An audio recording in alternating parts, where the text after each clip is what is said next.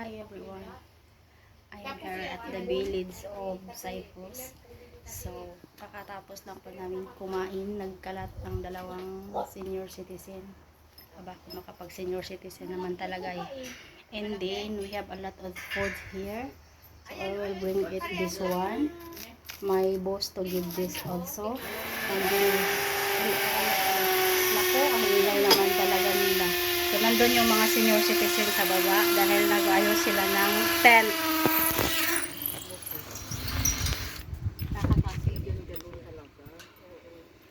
Tapos kita.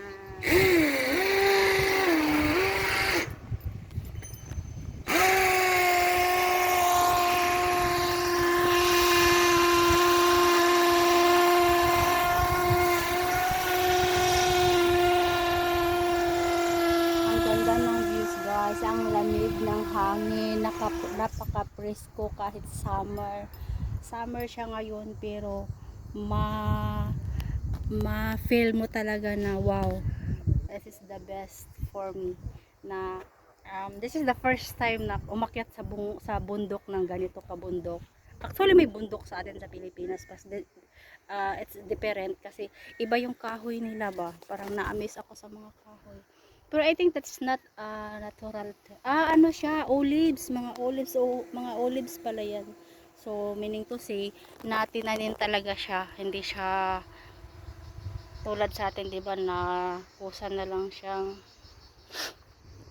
tumutubo doon sa bundok. Nagtatanim din sila dito. Yay! Nakita nyo yan guys. Buti na lang hindi ko nahawakan. May uod. Shout out sa uod. Hawakan ko pa sana yung ano. So ayan, nandito po ako sa tuktok ng langit. Sa tuktok. May tuktok ba yung langit? Nasa langit na pala. Nasa langit. Nandito na ako sa paa ni San Pedro pero hindi lang niya ako tinanggap dahil may mga kasalanan pa daw ako na kaya dapat uuwi daw muna ako ng lupa. Ang daming alam, no? Ayan po ang bahay ni ate dito sa kalawakan ng kalagitnaan ng bundok. Dito yung hugasan ng pinggan niya. Naku, ang talino talaga ng Pinoy. Napakatalino. Paano na lang kung winter, lalabas pa ng bahay para maghugas ng pinggan. Aba, hindi ko gusto talaga ganitong area. Yung plano ba, ayaw ko ng ganito. Okay lang sana nilagyan ng pinto dyan, then dito ako pa nag-engineer, but just my suggestion only. Pero ayaw ko yung bahay na nasa labas ng bahay yung CR kasi matatakotin ako na lalabas pa mag CR lalo na gabi. And gusto ko pala maliit yung bahay, basta yung CR at saka yung hugasan, something lahat nandan sa loob ng bahay. Ayaw ko na nasa labas. So ayan guys, napaka-amazing place talaga dito. Makikita mo yung cities nandoon sa baba. At kami ay nasa paanan ni San Pedro. So, di ba? Ano lang, parang upload ko lang to sa inyo kung saan ako ngayong araw na to. This Sunday. Nandito si Ate Joy. Ang mga masisipag at magaganda sa Cyprus. Mga legendary sa Cyprus. Ilang taon ka na dito sa Cyprus, ate?